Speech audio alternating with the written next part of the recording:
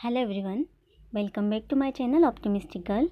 आज हम मुख्य परीक्षा जो 2020 की हो रही है मध्य प्रदेश लोक सेवा आयोग की, उसका सेकंड प्रश्न पत्र लेकर आए हैं जो अभी हुआ है। उसके कुछ क्वेश्चंस है, किस टाइप का पेपर का लेवल रहा है, किस तरह के क्वेश्चंस पूछे गए हैं, तो वो हम देखने वाले हैं। तो आइए हम देखते हैं क्वेश्चन किस तरह के थे। ये जो 3 मार्क का क्वेश्चन है पोर्शन ए, जो कि पॉलिटिक्स, जिसमें पॉलिटिक्स है, शासन व्यवस्था, संवैधानिक व्यवस्था है, के क्वेश्चन से पार्ट ए में। आइए देखते हैं। उद्देश्य प्रस्ताव से आप क्या समझते हैं? पहला ही क्वेश्चन है 3 मार्क का।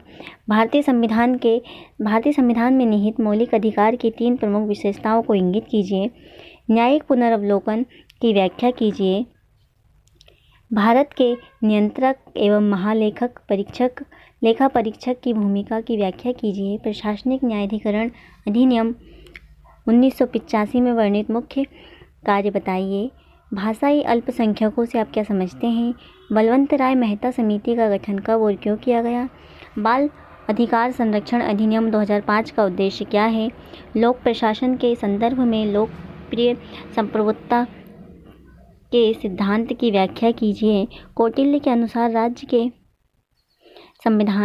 के प्रमुख अंग कौन कौन से हैं? टैगोर के अनुसार सच्ची स्वतंत्रता का अर्थ क्या है? जयप्रकाश नारायण द्वारा वर्णित लोकतंत्र के 5 स्तंभ कौन से हैं? नवीन लोक प्रबंधन के 3 ई क्या है?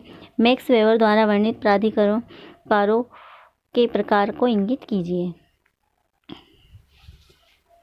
आदेश की एकता का विचार क्या है? इसके बाद ये जो 5 मार्क का क्वेश्चन से स्टार्ट हो गए यहाँ से।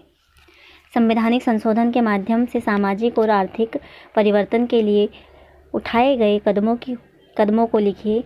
राज्य स्वायत्तता को परिभाषित कीजिए तथा भारत में राज्य स्वायत्तता की मांग के कारण बताइए। नीति आयोग के मार्गदर्शक सिद्धांतों पर टिप्पणी लिखिए। भारतीय चुनाव आयोग के कर्तव्यों और कार्यों का संक्षिप्त विवरण दीजिए। राष्ट्रीय जनजाति आयोग की संरचना और शक्तियों को स्पष्ट कीजिए।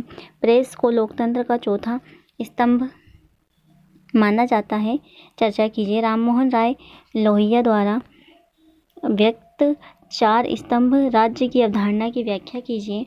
मोहनदास करमचंद गांधी के न्यासधारिता सिद्धांत को समझाइए। प्रत्योजन की अवधारणा और उसके फायदों की चर्चा कीजिए।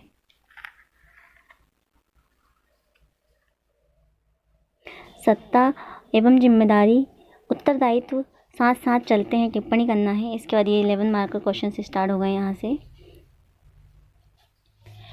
केंद्र राज्य संबंधों के संदर्भ में प्रशासनिक शक्ति विभाजन की समीक्षा कीजिए।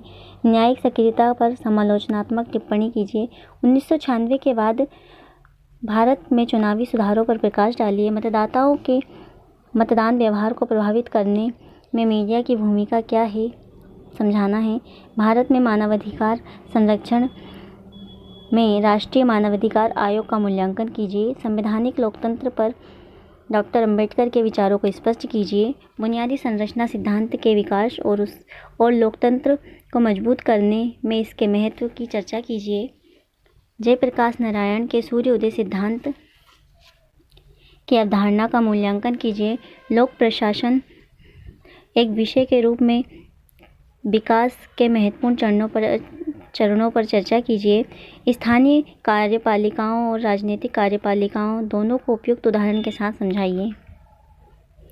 इसके बाद पोर्शन बी आ गया है। पोर्शन बी में हम देखते हैं कि एग्रीकल्चर है, सोसाइटी है, इकोनॉमी है, ये तीनों पोर्शन इसके अंतर्गत आते हैं पार्ट बी के सिलेबस में। इसके बाद हम देखते हैं क्वेश्चंस किस प्रकार पूछे गए इस सिलेबस के अकॉर्डिंग। तो फर्स्ट क्वेश्चन जो 3 मार्कर क्वेश्चंस हैं वो इस टाइप के हैं। कृषक उत्पादक संगठन योजना क्या है? खुले बाजार की क्रियाओं से आप क्या समझते हैं? अंतर्राष्ट्रीय मुद्रा कोष के विशेष आहरण अधिकार से आप क्या समझते हैं? मुख्यमंत्री किसान कल्याण योजना को समझाइए। मध्य प्रदेश की प्रमुख दलहनी फसलें कौन सी है? किन किन मसालों को मसाला क्षेत्र विस्तार योजना में सम्मिलित किया गया है? शिक्षा एक विषय के रूप में भारतीय संविधान की किस अनुसूची में है? संवर्ती सूची में है? कब सम्मिलित की गई, इसको बताना है। इसके बाद किसने कहा है ना तो हिंदू और ना ही हिंदू परंपराओं में स्त्रियों में शिक्षा को हतोत्साहित किया है? सभ्यता को संस्कृति का समानार्थक किसने माना?